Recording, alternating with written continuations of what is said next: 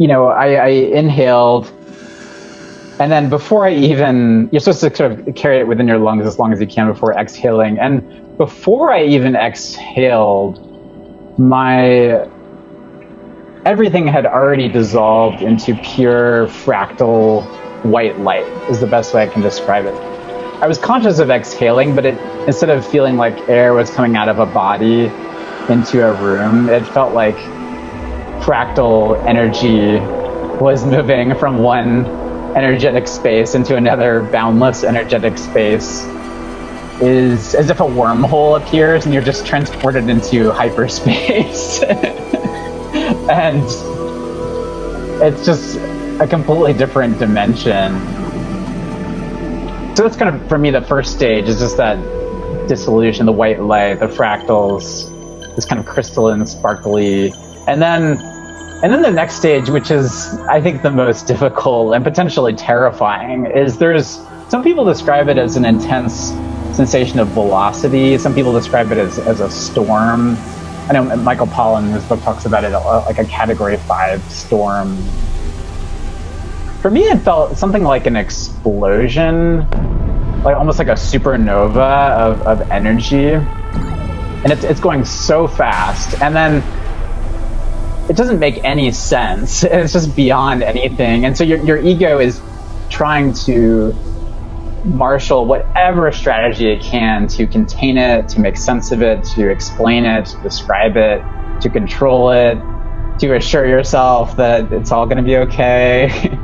And so you're trying to circumscribe, and it's sort of like you put a little box around it or a little circle around it or whatever. This is my experience. It's like, here's the explosion, it's expanding, I'm trying to kind of contain it. And then whatever container I put around it is instantly vaporized, and then it's getting bigger. And I'm trying to put another container around it, and it's just getting bigger and bigger.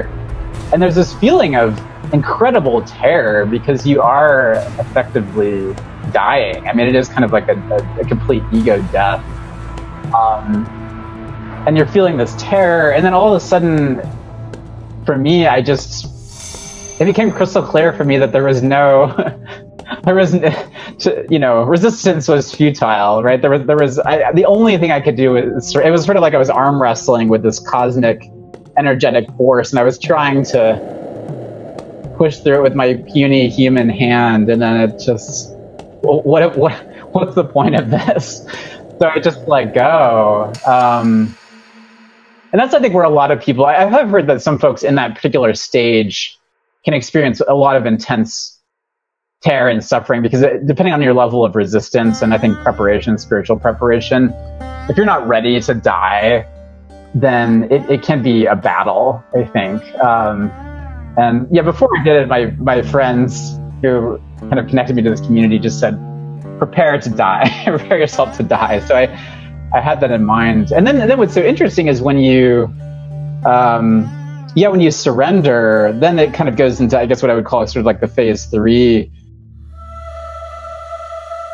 which is just this instant immersion into just pure, disembodied, infinite, hyperspatial awareness. And when you're in that state, I mean, I feel like I had this utter, unshakable confidence that it was the absolute everything. It was the sort of absolute human, or I guess you could say transhuman or meta-human experience. It just felt beyond the beyond. Like I just knew in my bones, which weren't even there because they were dissolved, right? But I knew that there was nothing higher or greater or more infinite than that. And without any narrative whatsoever, any conceptual imposition, just the pure isness. And it was so interesting because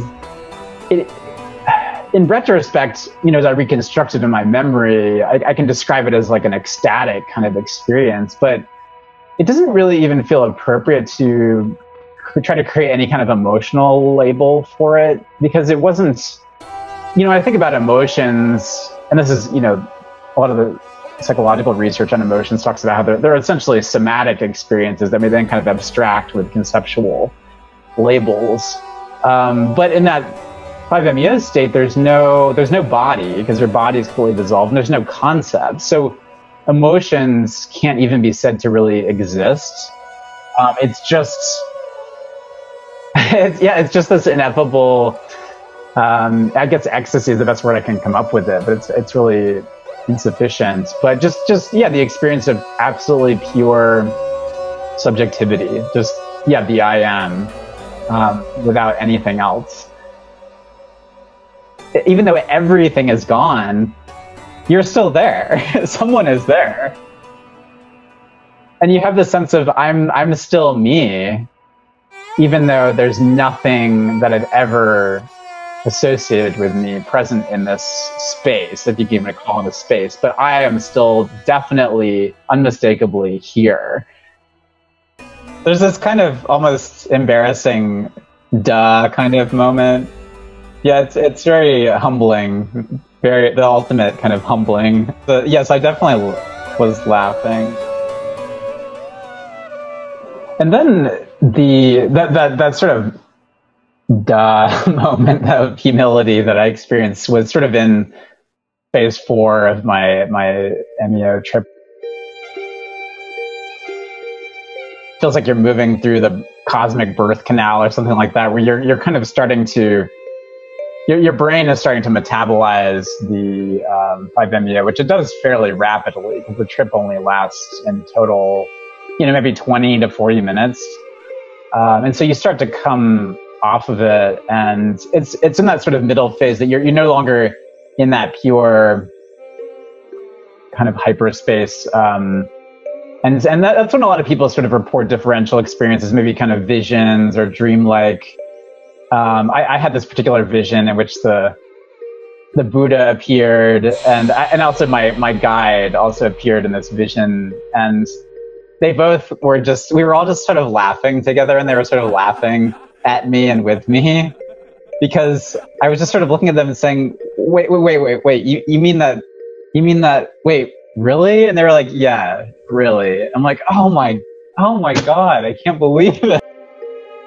I can't believe I've been, just so attached to all of this. It's almost like you reincarnate back into yourself, because you kind of enter this pure space of consciousness, but then you become embodied again, almost like being kind of reborn.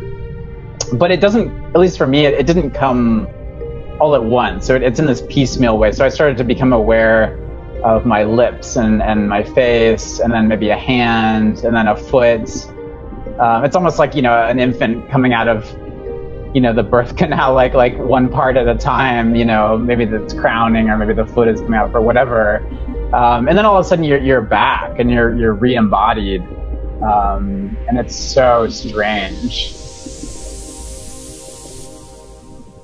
Contacting that pure subjectivity, and then having everything that you associate with kind of common sense, dualistic realism being slowly kind of loaded, almost like a video game being loaded slowly into, seeing the avatar emerge into this virtual kind of realm. You can never look at it the same way again. It looks like a video game. Actually, it looks like virtual reality becomes virtual reality, which is so fascinating and so deliciously weird. I mean, it's hard to know how much time was passing, but yeah, my guide told me that his observation after doing this with hundreds of different folks was that I seem to go very, very, very quickly into the full release, and then also come out of it unusually quickly. So that was sort of interesting. I don't know if that was something about just how quickly I was metabolizing it, or something about my physiology, but I had a complete experience of complete dissolution, release, and then total re-embodiment within a span of about 14 minutes. I had no idea how much time had passed. So it's been about 14 minutes. And I was just so dumbfounded, because estimating, I mean, it felt like I entered that hyperspace kind of state. It must have been within a matter of seconds, it seems like.